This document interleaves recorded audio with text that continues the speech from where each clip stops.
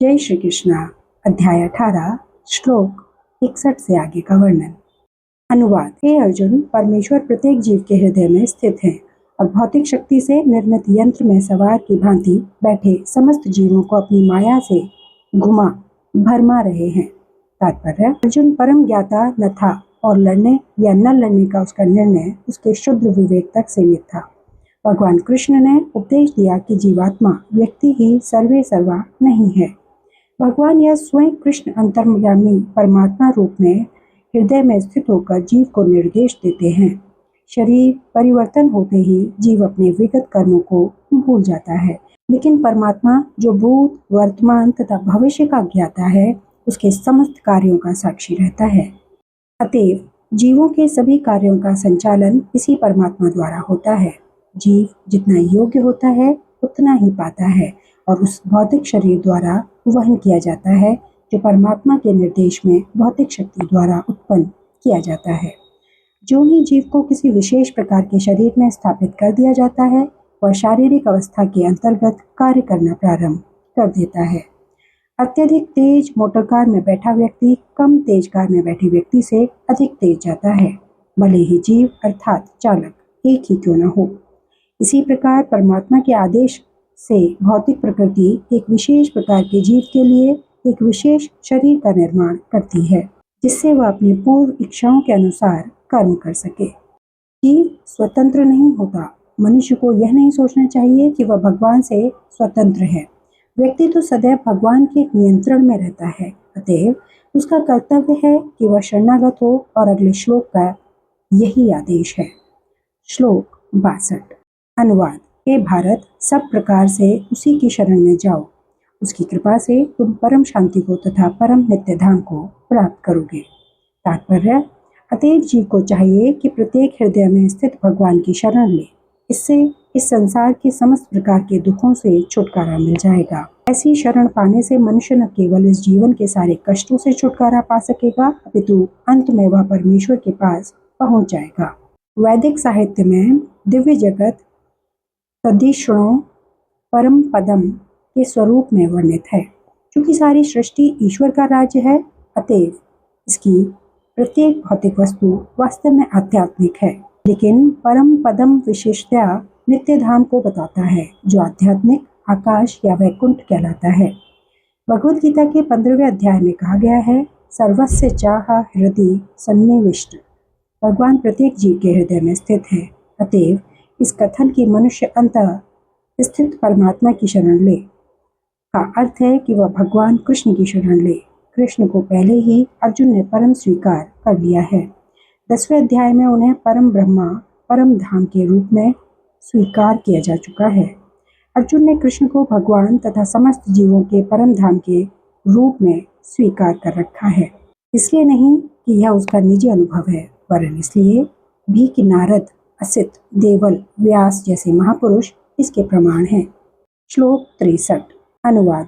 इस प्रकार मैंने तुम्हें गुह्यात्तर ज्ञान बतला दिया।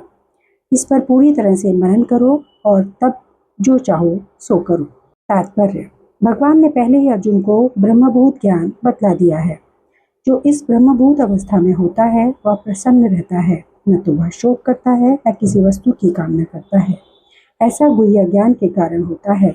कृष्ण परमात्मा का ज्ञान भी प्रकट करते हैं। यह ब्रह्म ज्ञान भी है, लेकिन यह उससे श्रेष्ठ है। यहाँ पर यथेच्छसि तथा कुरु, जैसी इच्छा हो वैसा करो, यह सूचित करता है कि ईश्वर जीव की यंत्रिक स्वतंत्रता में हस्तक्षेप नहीं करता।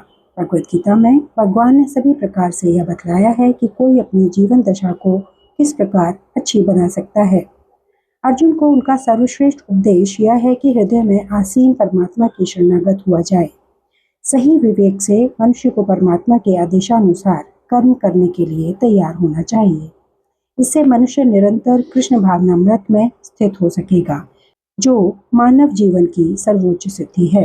अर्जुन को भगवान प्रत्यक्ष युद्ध करने का आदेश दे रहे हैं।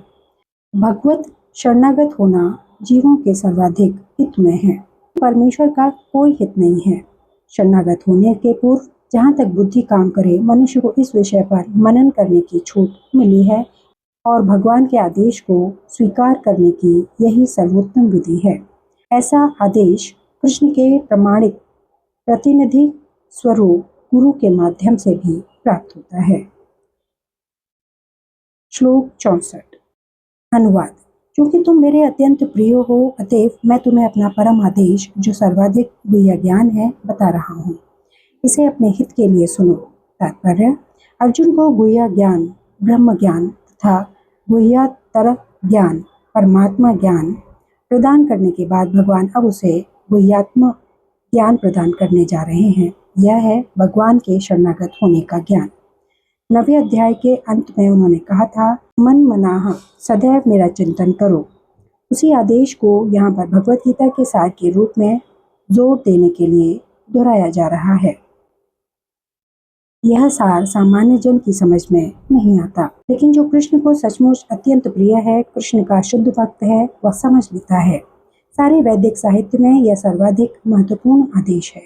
इस प्रसंग में जो कुछ कृष्ण कहते हैं वह ज्ञान का सर्वाधिक महत्वपूर्ण अंश है और इसका पालन न केवल अर्जुन द्वारा होना चाहिए, अपितु समस्त जीवों द्वारा होना चाहिए। श्लोक 65।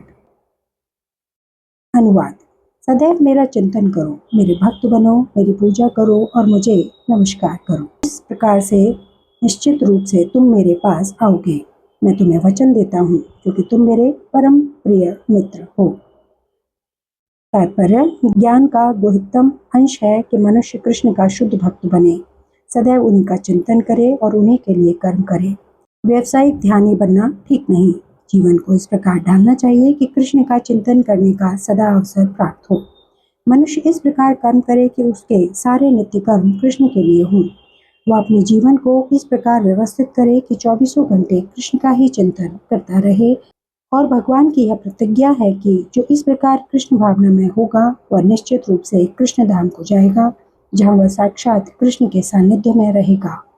यह गुह्यतम ज्ञान अर्जुन को इसलिए बताया गया क्योंकि वह कृष्ण का प्रिय मित्र सखा है। जो कोई भी अर्जुन के पथ का अनुसरण करता है वह कृष्ण का प्रिय सखा बनकर अर्जुन जैसी ही सिद्धि प्राप्त कर सकता है। ये शब्द इस बात पर बल देते हैं कि मनुष्य को अपना मन उस कृष्ण पर एकाग्र करना चाहिए जो दोनों हाथों से वंशी धारण किए है, सुंदर मुख वाले तथा अपने बालों में मोर पंख धारण किए हुए सांवले बालक के रूप में है। कृष्ण का वर्णन ब्रह्म संहिता तथा अन्य ग्रंथों में पाया जाता है।